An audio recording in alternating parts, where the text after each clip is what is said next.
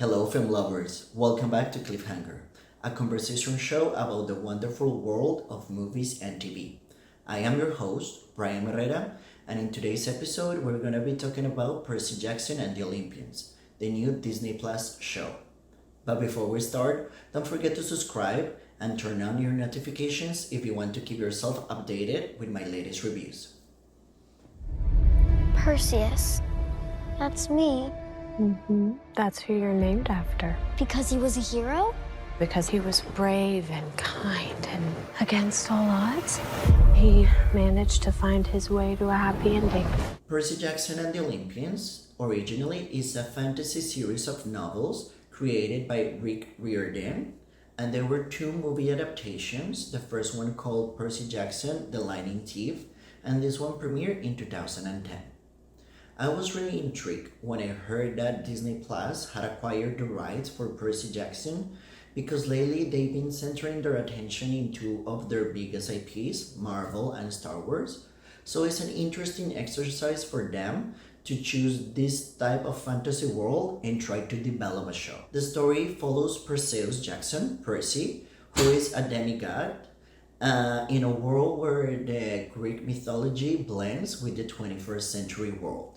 The main cast is built by Walker Scobell as Percy Jackson, and probably you've seen him before in another movie called The Adam Project with Ryan Reynolds, Leah Jeffries as Annabeth, and Aryan Simhadri as Glover. The first episode of the show aired on December 19 to 2023, and the first season consisted on 8 episodes. My favorite episodes were episode 5 and episode 7, but we will talk about them later on the show. What I wanted to do with today's episode is because after doing my research, I realized that a lot of the show was based very specifically in the books, and I haven't read the books personally. So I wanted to invite someone that actually had read the books before so we can have a proper discussion about our points of views in how I felt the show was better than the previous movies and how he also believed that the show took some good opportunities and developed what the story in the books was reading. So let's go to that part. Okay, and we're back with my first guest in Cliffhanger. He's gonna introduce himself. Okay, go ahead. Hi, I'm Jay Combs. I'm an actor, producer, and comedian here in Los Angeles. An avid lover of the Lightning Thief series.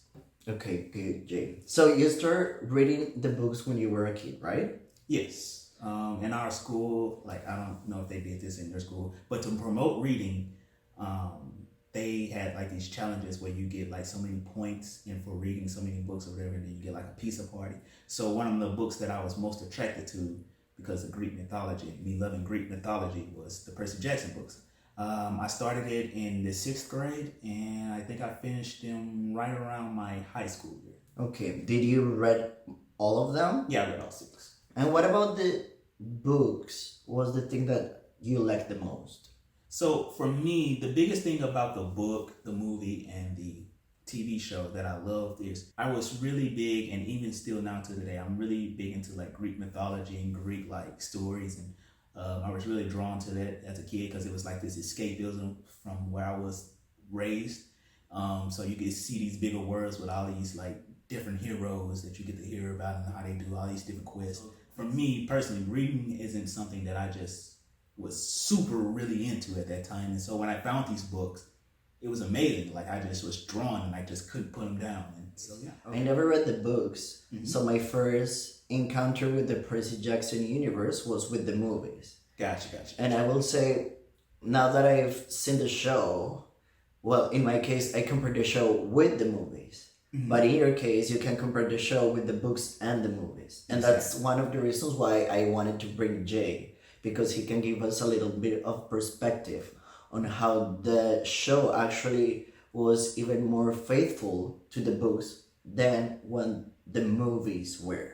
The TV show, it does have its own, it's its own version of the book. It doesn't necessarily follow the book plot by plot by plot. Yeah. It has its own flavor and its own thing. I do agree on that because when I started watching the show, the first episode, I think my mind was in that mindset that I was like comparing, like scene by scene, waiting for them to be like a replica, for example. But they're not. So after the first episode was done, I was like, okay, now I'm intrigued because they're not gonna do the same thing that they did with the movie. I think the thing that made this show stand out for me, I think they had more time to fully develop their story and they wasn't trying to rush one particular story, which was the book. You're right. Like the fact that it's a show and it's episodic, like there's a time to develop each of the character arcs without we as the viewers be like overwhelmed with information. In a big way, in a general way, what's your take about the movie? Like, did you like it? The movie or the TV show? The TV show. Okay, so my take on a TV show, like I said, it took me a while to adjust because I'm literally, as I'm watching the TV show, I'm shifting gears between three different things, three different storylines. So it's like, oh wait, this wasn't in the movie, but this was in the book, but it was. So I'm shifting gears in between three different worlds essentially, and so it was kind of. It took me a little while to.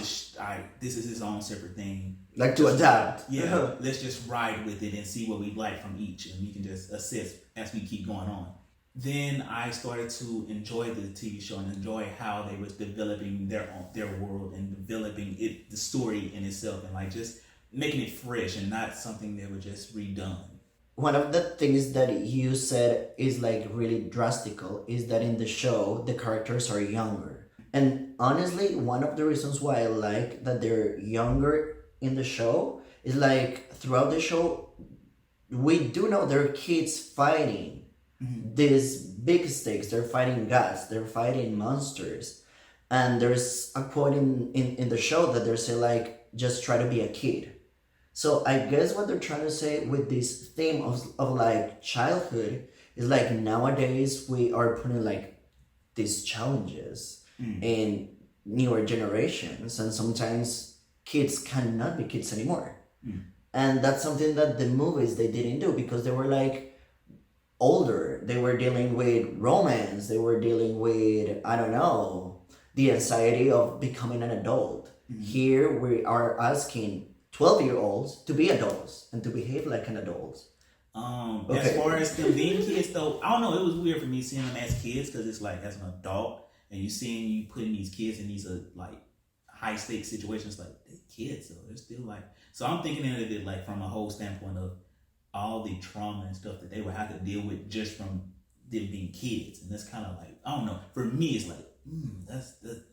There's something that doesn't happen in the movie, and I wonder if they did this in the books, and is they do create like this idea that these people are actually related. They're family. Like it's a very dysfunctional family story that's under the lens of the Greek mythology. Right. And even in the movie, I would say they kind of put traits and similar like things in the movie to hint towards that. But I will say that both in the they really hit hard on it in the TV show, like really, really hit hard on it. Yes. And even in the book, you see the traits. Oh yeah, this is my uncle and all this. So they did hit hard on it, and I think the difference is they hit hard on it in their own separate ways. Jay, he did the same masters that I did, so he knows a lot about structure. So let's talk about the structure of the show. Like the show is divided in 8 different episodes, and one of the things that they do achieve really well is they build the trio, Annabeth, Percy, and Grover. Because at the first episode we don't see them 3 together, so we, as the episodes progress, we see how this friendship becomes something stronger. Like they start becoming like a family, the family that they don't have. And that's something that I really appreciate they took the time to do that. And that's something that in the movie, in my case, it doesn't feel like that. Because I felt like what they were trying to push in the movie is like a love story between Annabeth and Percy. Okay. While here in the show, I don't see the tones of romance.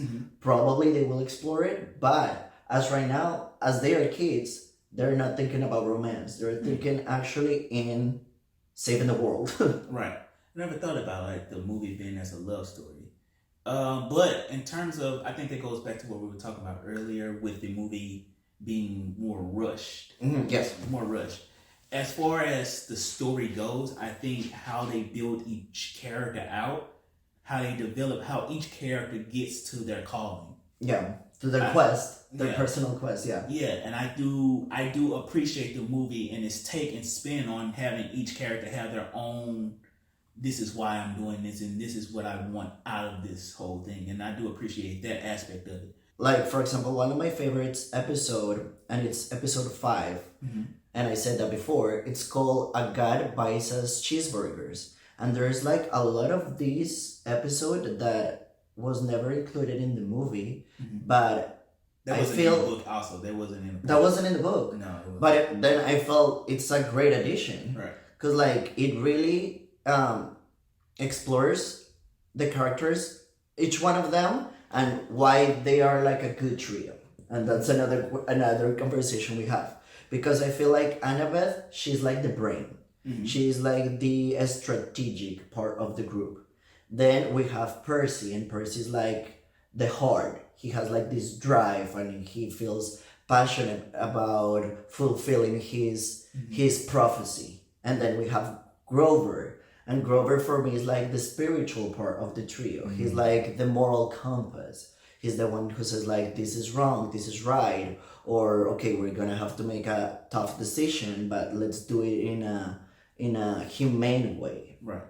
So I know you have a different perspective on the character of Grover because you feel he's a little softer to what the Grover in the show and in the book and the movie are. No, it's not necessarily that he's softer or anything like that. I just feel like there are certain character traits that he has as far as betraying your friend, even if it is for his best interest. Okay. That's something that I don't think I ever really just like got fully over. It really kind of made me disconnect from him as a character, because the Grover in the book would have never done that whole set Percy up like that, and he would have never done anything like that, even if it was ultimately for his own good. At some point, you gotta have some sense of a backbone. Let's talk about something that I don't know if that's how it is in the books, and is the character of Annabeth being a black girl. Like the fact that Disney, and I'm gonna say this, I'm surprised because Disney took some risk for what Disney is about in the show, and one of the main ones is creating a storyline for Annabeth as a African American girl, and in my case, it makes so sense. Not gonna lie, that the whole Annabeth, the whole Zeus, making Zeus black and making Annabeth, that was something that was a huge, like, whoa, okay, I can get the Annabeth thing because diversity and stuff. Okay, I don't remember exactly what the character, like, I don't think they may have like mentioned details of what she actually looked like.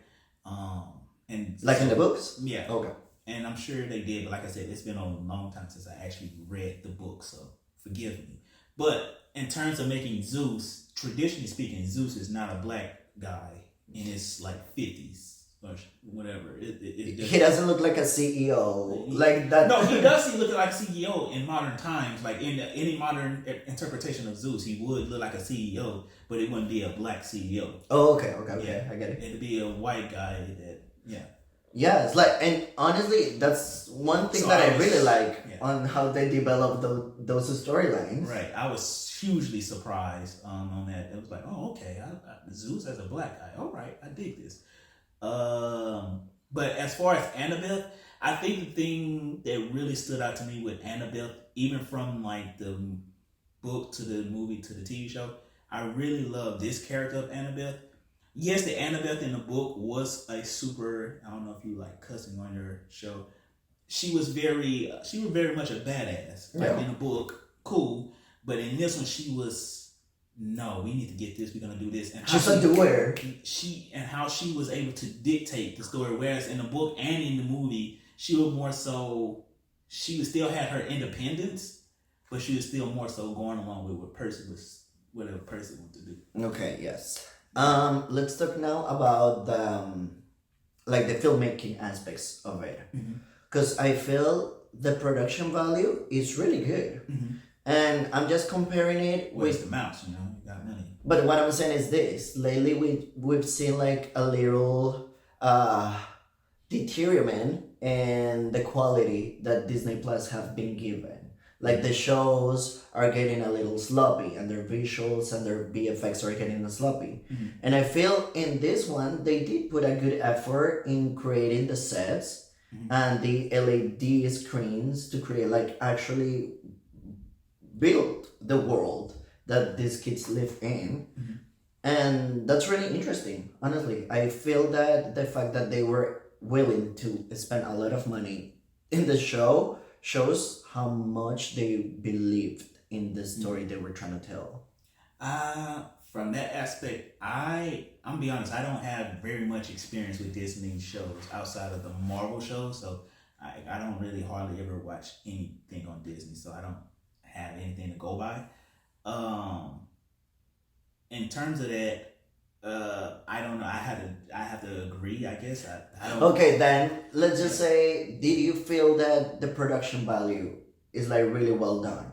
Yeah, I do feel like it was money well spent, and I do feel like when I look at movies and TV shows and stuff, I'm looking more so how does everything fit for the story. Like how does everything work in terms of the shot making, the different. Like, how does it serve the story? At the end of the day, I'm huge on storytelling. That's what I love. And so for me, I do feel like the value was as such that they wanted to tell a quality, decent story, and they did do the book justice, which is something I feel like a lot of the backlash from the movie, it didn't do the book justice because it was just put poorly and sloppily put together. Whereas with this one, they actually let them take their time and flush everything out and do everything that, so I do feel like the production value in that sense was pretty great and pretty decent. They didn't just throw it all together. They didn't just say, oh, we're going to hire this VX team and we're going to let them sloppily do it. They actually put time and energy into it. I do appreciate that. From 0 to 5 stars, what will you rate the show?